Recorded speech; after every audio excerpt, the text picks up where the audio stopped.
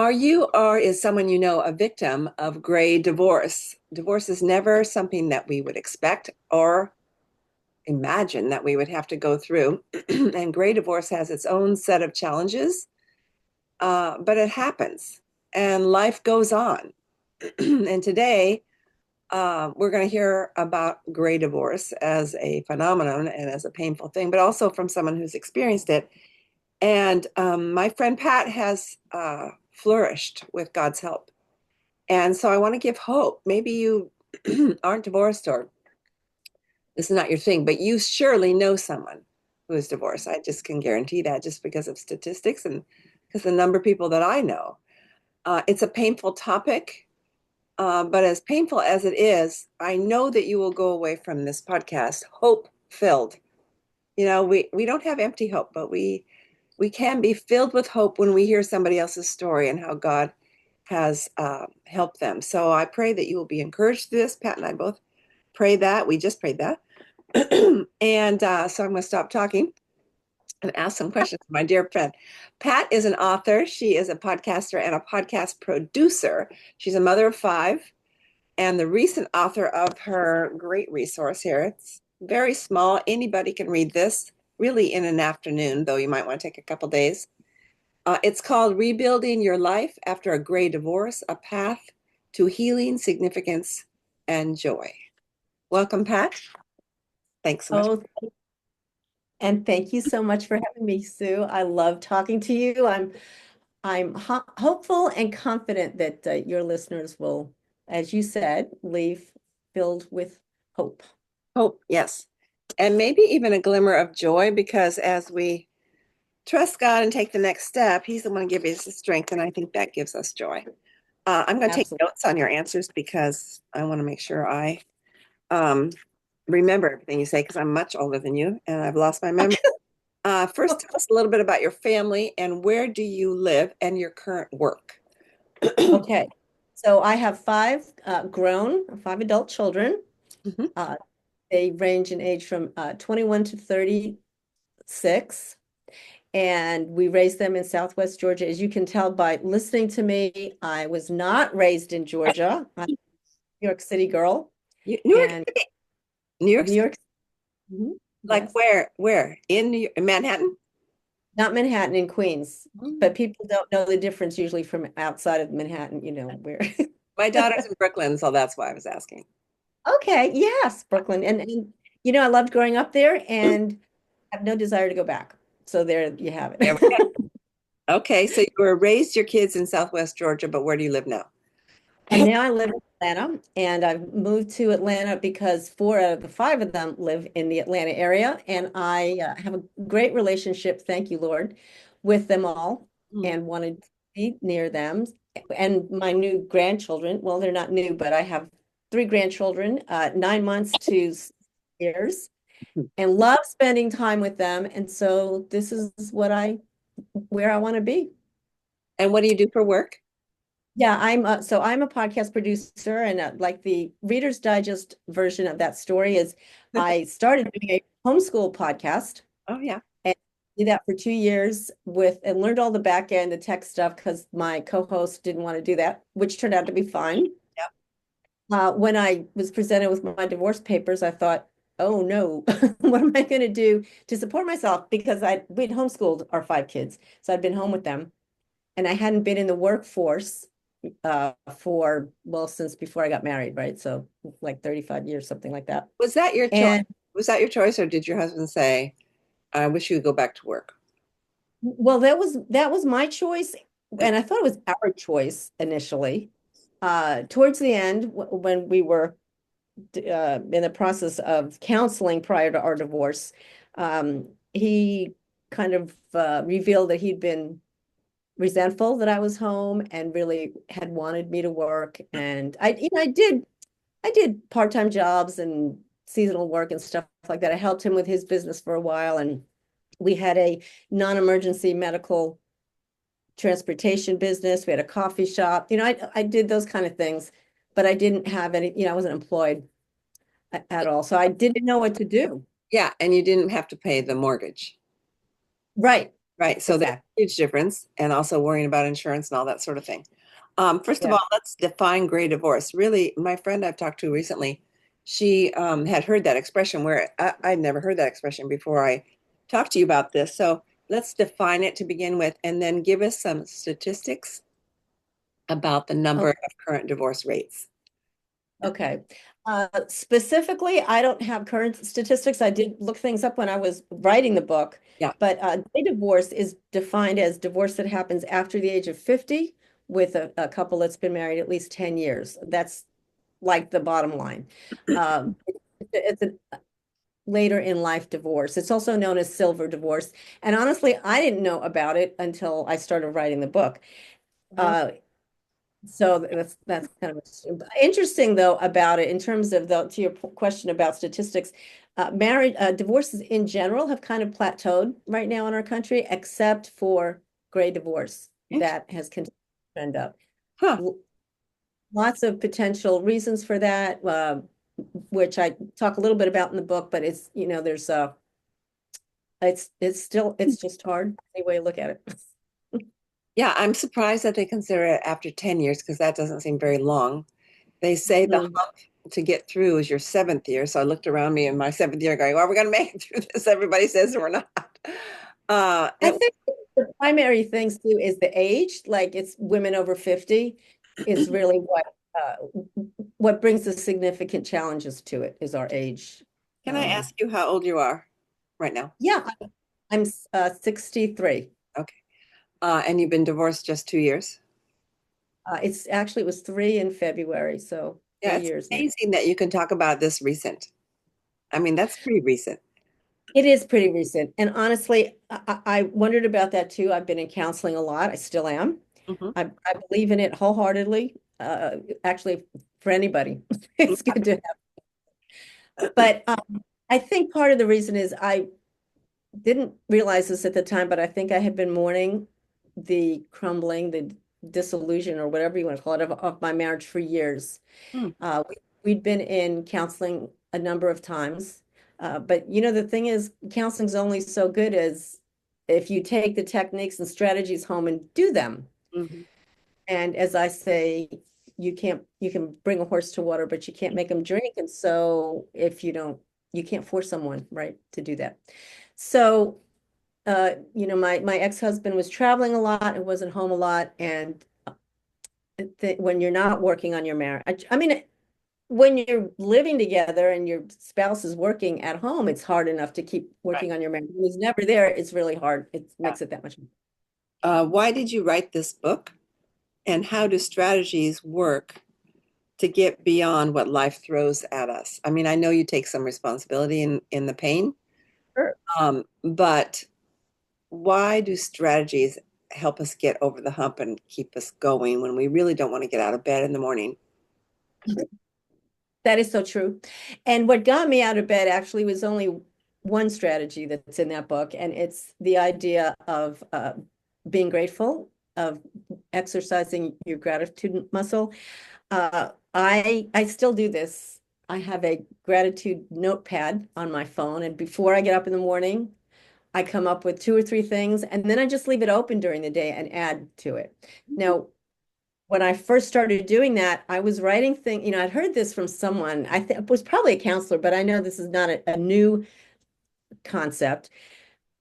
But I started doing it, and it's so funny when I look back at the early ones, I was happy, I was grateful for, like hot running water, Yeah. grapefruit, like really simple things. You could tell some of my entries, I was grasping at straws. But the more you look for things to be grateful for, the more they show up, the more you notice them, the more you're aware of them. And I write paragraphs now, kind of. It's like this, I really should probably get this out of my phone, but I always have my phone with me, so it's easy to just add them, add them there. So you would say But the more you look for things to be grateful for, the more you see them. Is that what you mean? that's exactly, yes. Mhm. Hmm. I remember, and this kind of has to do with marriage, not divorce, thankfully, but I was mad at my husband early on in our marriage, and I thought I should call my friend Debbie Weeks, but I know what she's going to tell me, so I'm not going to call her. I do say this when I speak. I admit my ridiculousness. Yeah. As I knew what she would say, but I went ahead and called her because I know she could take me as is, just like God takes us as is. And Debbie Weeks can take me as is still to this day. And she said, well, Sue, because she was very calm, she didn't accuse me of anything. She goes, I want you right now to write down 10 things that you're grateful for about Mark. And I go, Ah, really want to do that. Oh, I knew that in my head. I go, she's going to make me write things about Mark that I'm grateful for. And I don't want to do that because I'm enjoying my anger. We like to yeah. sit in our pain longer than we should. And so I went ahead and did that because I did call her and she did tell me that. And I laughed and I made my list. And really, by the end of the 10 things, my anger had dissipated. Not that he was any better or I was any better, but it changed it sounds so simple though, when someone's like desperate in pain because the man they were married to for 40 years left them. Yeah. And gratitude really help you. Yeah, it really did. And honestly, when the man that you've been married to for, we were married for 37 years, leaves you, you can't do anything complicated. You Oh, know, like somebody looked at my book, took a look at my book is not long. It's a little over 100 pages. The strategies and everything are simple. That's not, you know, and the reason that was it's very intentional is because when you're first divorced, okay, okay, here transparency here, right? I spent days in my bed curled up with the blankets over me. Don't ask me to do anything complicated. Don't ask me even to make a list. Like, think of one thing to be grateful for. Okay, I can do that. I can do that on the way to the bathroom. Then I go back to bed. You you stew in that pain. You tell yourself this story over and over again, and it's not right. It's not good for you, but you have to kind of go through it anyway. And you have to keep it simple if you're going to do anything, it's got to be basic. So that's why I wanted to put strategies in here that were easy or simple, not always easy, but simple to do so that people, so that women could do it and be able to move forward and move through the pain and the hurt. And what do I do next? I remember even, and this was probably about a year after we were divorced, and I bought my townhome, and I was very proud of myself. I live here, and I'm taking care of the place and everything.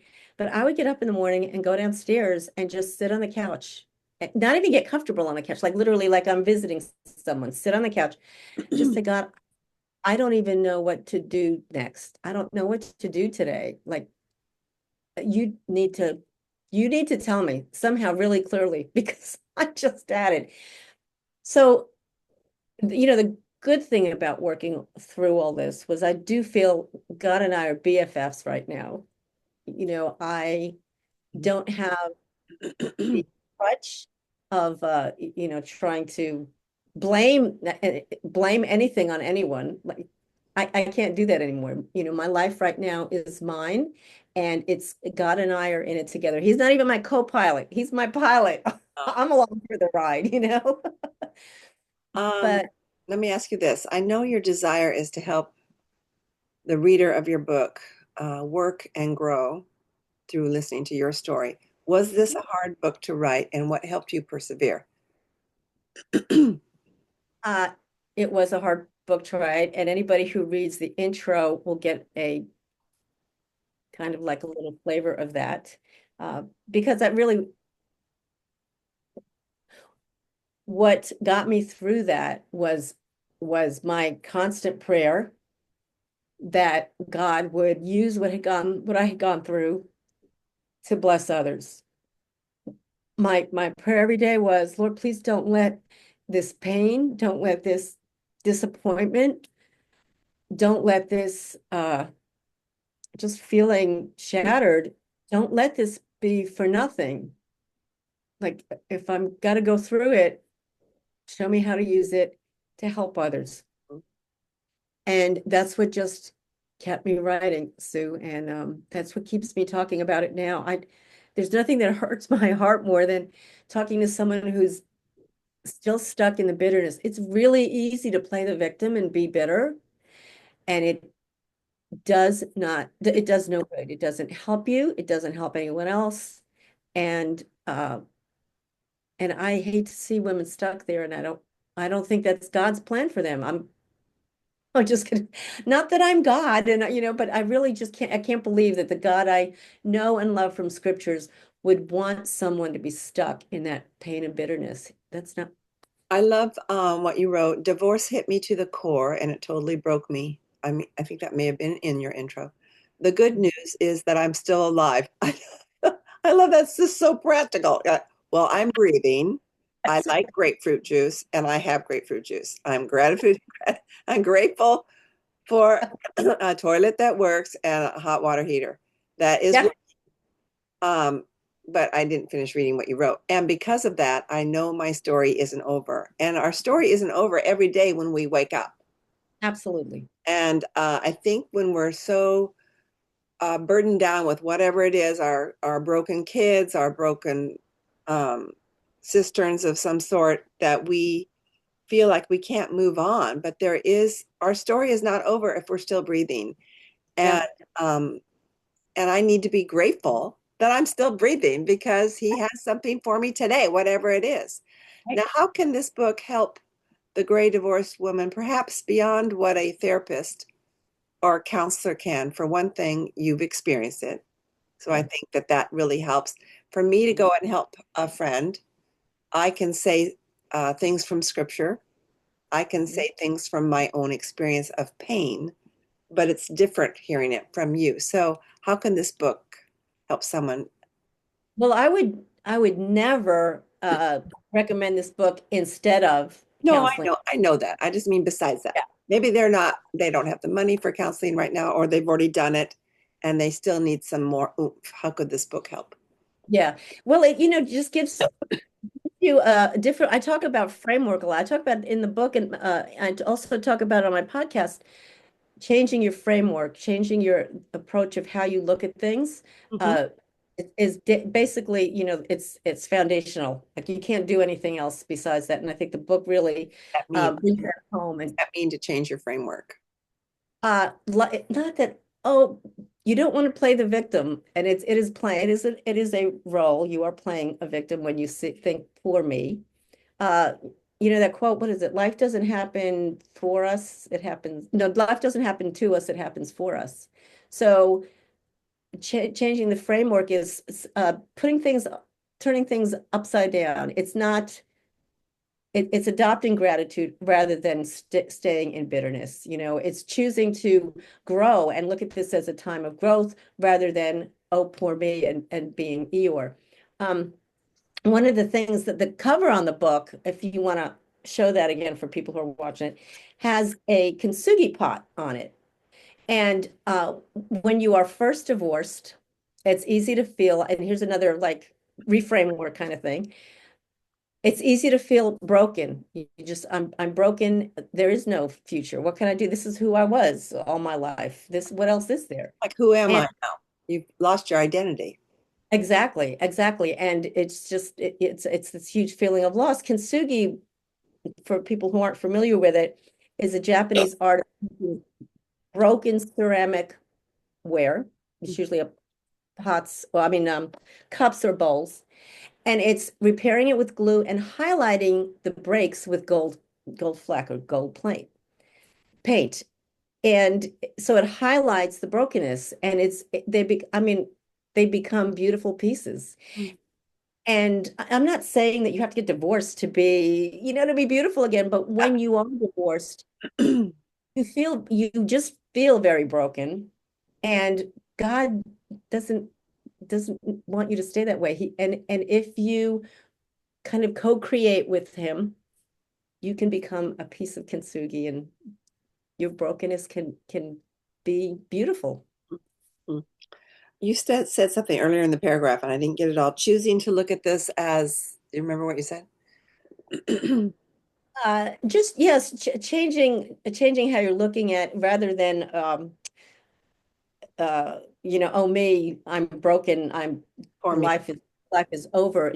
Choosing to look at it as a time for growth and looking for opportunities to change, try something different, I mean, there's a lot of opportunities that divorce can present to us. What's hard is that, we are often mature, older in life or whatever, and not necessarily looking for new things. We're kind of feeling we thought we'd be settled here now, Right. sit on my rocker. Time to retire in my rocking chair. Yeah, and you have to put on your Nikes and get out the door. That's right. Is your desire for the reader to heal, to move forward, to discover new opportunities, to bloom, or all of the above? And can you add one? Wow. Yeah. To grow, to serve, to change, Or- to unfold, uh, to be excited, Mm. to find joy, to get closer to the Lord. It's funny. I remember not funny, haha. I remember shortly before my divorce, we were selling our house, and we had moved out to South Carolina, and we were selling our house so that I could move to Atlanta and be near the kids. Mhm.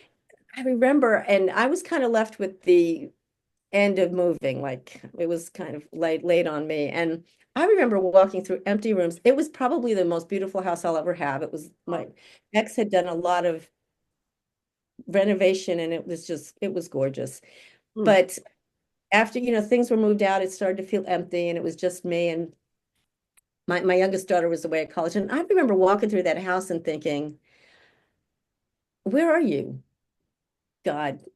You know, where did you go?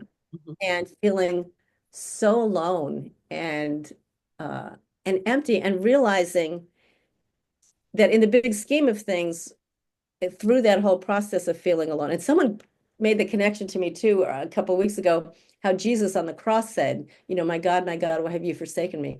I felt forsaken. Mm. And realizing that was like, oh, Jesus does know how I feel. Mm. Like this isn't, I'm really not alone. But it was a very, I mean, I can't imagine Jesus because it felt soul crushing to me that I could be so alone. And where were you, Lord? And I had family and friends praying for me, and that's what got me through those moments. I think this book is also good for adult children or relatives of someone who's experienced great divorce. Did your kids help you write it? No, and actually, I don't think any of them have ever read it either. They will. They're very they're on my side. They're like, yeah, go mom, you wrote a book. Wow. My kids But haven't read my books either. yeah, it's like my kids, whether or not a marriage, a counselor would probably tell you that this isn't healthy for your kids to kind of be your support, but they really were. There was a time period where they were just so encouraging, and so like, mom, you can do this, you got this. And as I grew and started doing things and healed, they're like, wow, like we're so proud of you. It was a wonderful thing. I have a great relationship with my kids, but they were very helpful. They didn't help me write it, but they were very helpful personally.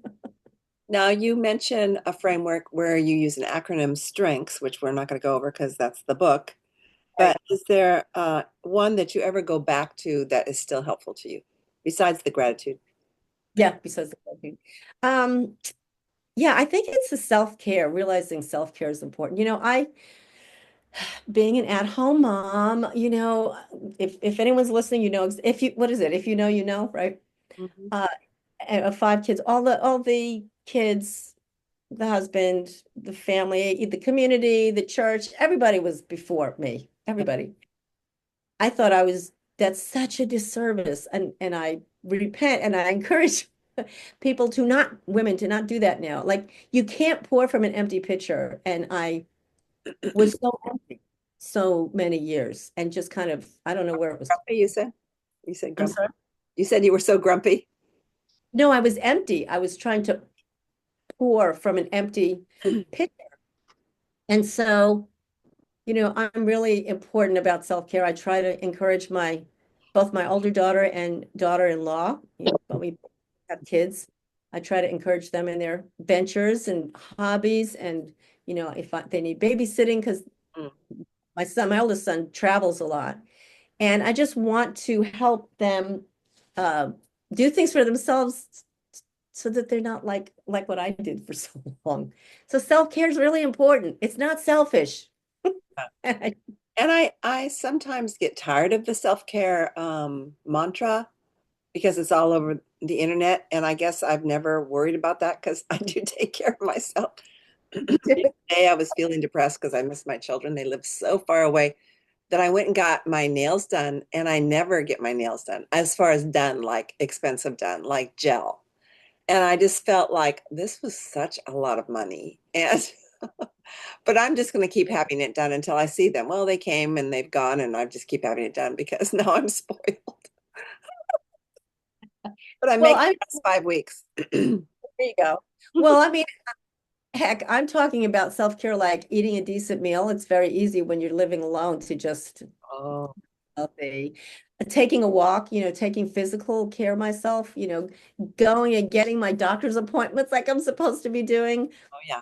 Those things, we're not even talking anything elaborate. We're talking about basic health. Basic stuff. Yeah. And Yeah. it's true. When you're taking care of children, you do pour yourself into them. You become less selfish. You're forced to become less Mhm. selfish. Marriage taught me that I had anger issues. I didn't know. It's because when I had roommates and then I didn't have to have roommates at all, I got my own way. And Yeah. so that's what anger comes from, is not getting your own way. So that was good for me. And then having children, you don't get any sleep. So then you're That's just you said you're just tired and grumpy. That's why I thought you said you were grumpy. No, you're empty, which can make you grumpy. I can't that's imagine you being grumpy. Um, oh, how can we reframe our pain and desolation into something more positive? mm. Well, I'm sure there's some, psychological or whatever thing, but the only way that I was able to do that was really to give it to God. I mean, there were times when I would literally, like, you can't see this on an audio podcast, but I would make my hands like a bowl, like I'm trying to save water, hold water. And I would put my pain in there or my frustration or, a conversation I'd had with my ex recently or, like something, whatever was hurting and literally put it in my hands and then Offer it to like, God. yeah. And I mean, if somebody had seen me, in the house, they would have had wondered about me, but like I really had to physically do that. And I think that's you have to sometimes physically like because then your body catches up with the emotions or your emotions catch up with your body or whatever. And so I had to do that. And the other thing then too was I looked for opportunities. Now this doesn't happen right away because you're still right away early on, you're focused on your own pain. But um later on when I was able to be a little more feel like a little more of a human being, look for opportunities to help other people.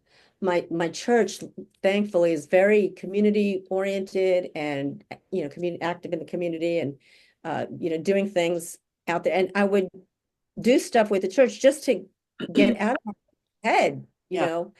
and realize something like other people are hurting, intellectually in your head other people are hurting, but in your heart or your mind, it's like, no, it's just you, and nobody else knows what you're going through, just you, and you've got it the worst. I know that stuff's not true, but you feel it, and it's really you have to push yourself to get over that. You have to push yourself. Yeah. It's like going ziplining, which I hate.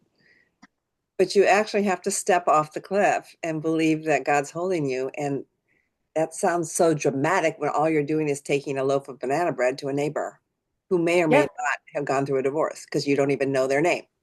But that right. takes boldness to do that.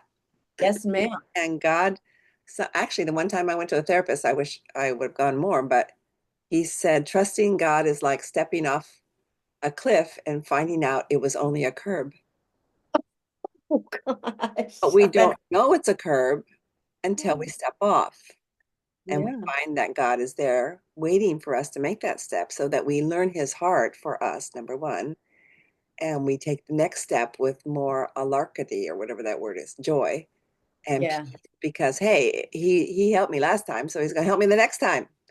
It's the Mhm. old Ebenezer pile of memorial stones. I light Absolutely. a candle whenever I start writing something for God because, especially if I'm writing a new talk, because I think, well, what if I don't have anything good to say? And these people are paying me. And then I write the candle to remind me that he helped me last time. So he's going to Oh, help me again.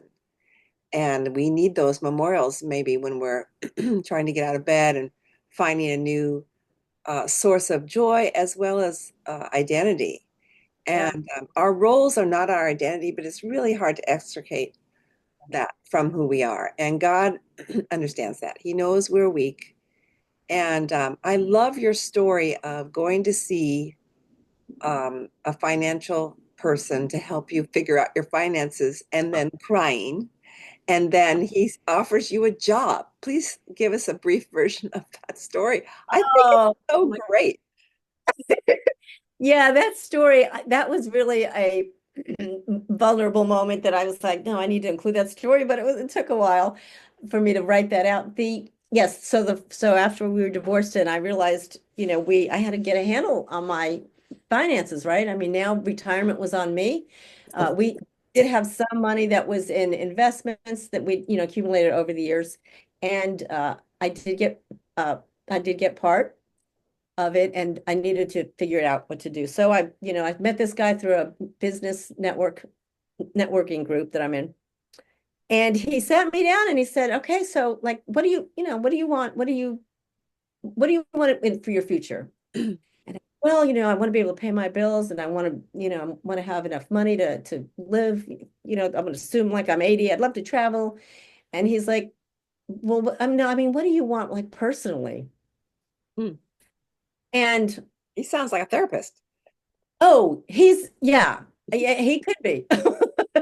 But I mean, he's smart because he knows that there are emotions tied to money, right? And that we have to sometimes we have to extricate them, but sometimes we have to figure out how to work them together. Hmm. Well, so he asked me this, and Sue, I started crying. Oh. I was like, I don't know what I want. I don't know that anyone's asked me what I want. I wasn't even asked if I wanted this divorce, so I don't know what I want.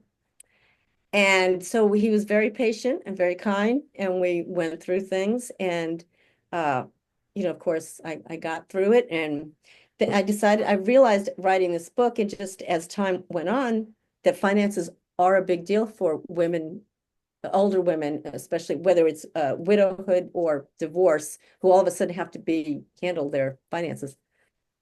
And our generation typically or stereotypically hasn't really been active in that financial planning section of our lives.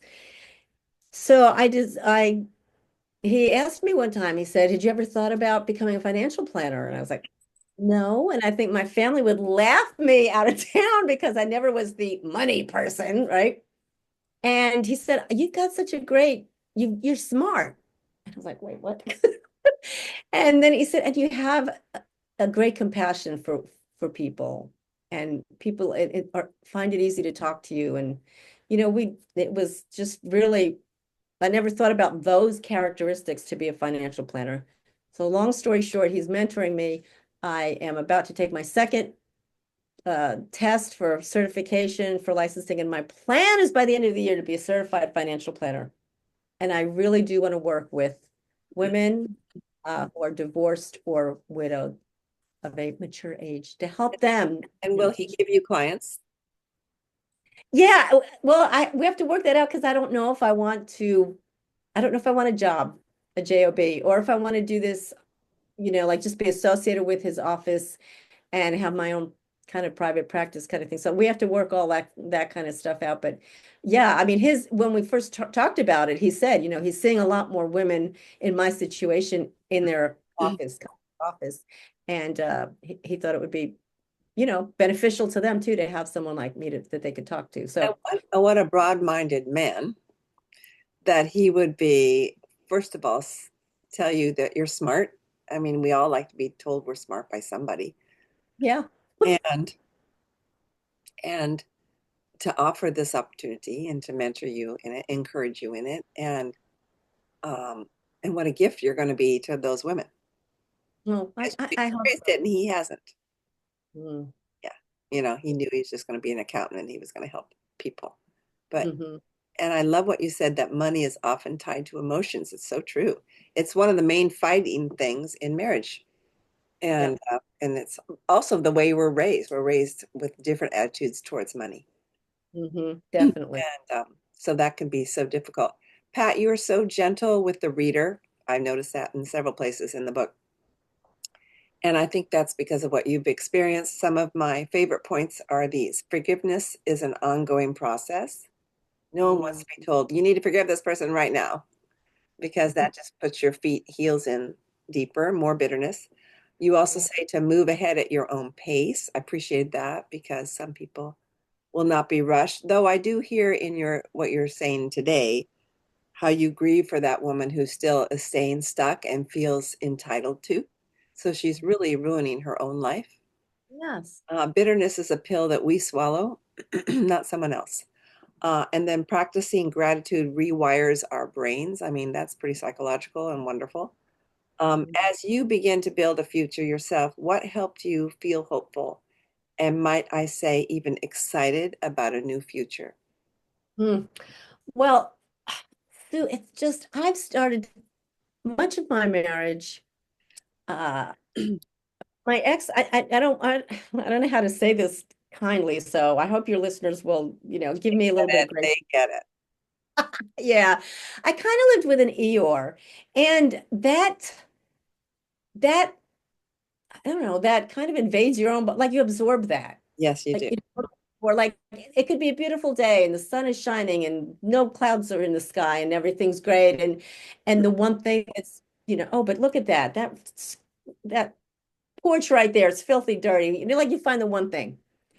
And the more that I, develop that gratitude muscle, the more I realized, the more I accomplished, whether it was little, I mean, even just little things, that I was able to do, the more empowered I felt. And I know empowered is an overword used word, but it's helpful, it's helpful in overcoming feeling the victim, to feel like you have some agency in your life. You have power to make changes in your life. Like you don't have to sit around waiting for someone. And so the more I had these little victories, these little gains, the more opportunities were opened up to me. And I just like I everywhere I look, there's opportunities. And I do things wondering if I should be. Like I went to a meeting yesterday, networking meeting. I was like, oh, I don't know anybody there. I don't know if I want to do this. It's early in the morning. Wine, wine, wine. I went, I made a handful of connections that are going to help me with this book. And I wasn't even thinking I was going to go to talk about the book. I was thinking about my podcast production business. And God was like, well, I got something else for you, girl. So Yeah. Yeah. I I don't know. love that. But it takes courage and boldness for every step. It does. When I first, well, I got to see you in person for the first time in September last year. You were saying how you went to this business networking group. Now that would intimidate me Yeah. because I was a professional, but it was 37 years ago that I was professional. So I feel totally out of the loop. I remember one of my daughter's boyfriend's mother was visiting for the first time, and she's like a high up exec in some tech company. So she asked what I did, and I said, I do retail because I worked at a thrift store at the time. Oh, Now, there's at the time, I was also a writer and a speaker, and maybe a podcaster at that point. I don't remember. But did I say those things? No. I just said, I work at the thrift store. And I thought later she must have thought I was the stupidest woman in the world or living off my husband because he's mm. a doctor. Um, but who cares what she thought, right? But we do label ourselves and we think we are what we do. Oh, Sue, let me tell you, that was the hardest thing that first meeting I walked into, because here I was, it was a new, my business was fairly new. Uh, okay, my business was fairly new. I was a woman. You're gonna laugh at this one, but I'm short. You're short. And that's all. I'm I know, short. because I saw you. I thought, oh, I'm kind of towering over you. And I know that sounds funny, but when you're in a room like with all these business owners and they've got suits on and they're all dressed and they're, of course, taller. And, the professionals. And here I was, oh, yeah, I homeschooled my 5 kids. I was home for 25 years, which most people would say would just be a homeowner, a homemaker. Yeah. I was so intimidated, so intimidated. But then the longer I've been there, the more I realize how much experience I've gotten from life in my life that does apply to business, that does apply, and how much personal stuff is related to business. And Mm. I'm good at that. Oh, good for you. And so, yeah, so it's gotten better and easier, but oh, I felt so out of like a fish Yes. out of water and Yeah, and you just have to buy some high heels and practice wearing them. You do mention very often how important it is for a woman to get a counselor or a therapist. What advice can you give the woman who looks at her finances and says, "No way can I afford a therapist"? I mean, my daughter okay, charges $220 an hour, so I know it can be expensive. it can. Yes, it can. Well, first of all, I would say, what else do you buy? Like, I really would take a hard look at your finances and see what else you bought. Like, are you going out for coffee? Are there things that you can cut, first of all? I know there are some people who don't have that, especially when you're first divorced. Well, when you're first divorced, you should be getting some kind of alimony or settlement, and definitely use that as self-care and invest in yourself and put some money aside for counseling. The other thing is you may find talking to the counselor that I go to right now, they have a fund for people who can't afford it. And when I first started, I got my first, I don't know, 2 or 3 months. I didn't have to pay. I was Yeah, yeah, that's so so great. so talk to people. Second of all, and third of all, Mhm. check with your church or local churches. Some of them do have trained counselors. Now, they don't always, and they may have trouble counseling you through divorce for whatever reason. But talk to them and see if that would be. But it's really when you first get divorced, that's a self-care issue.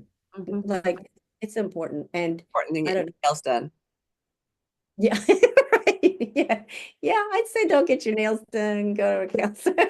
Well, No, someone says a hair salon lady or hairstylist is the best counselor because well, they've if got a you've wildlife and they share it. And um, you have a beautiful legacy, and this is a legacy podcast that you're building for your children because they're going to face hard times too, and grandchildren, but also for anyone who's been through a similar experience. And how would you describe the legacy you want to continue building for those who know and love you? oh yeah.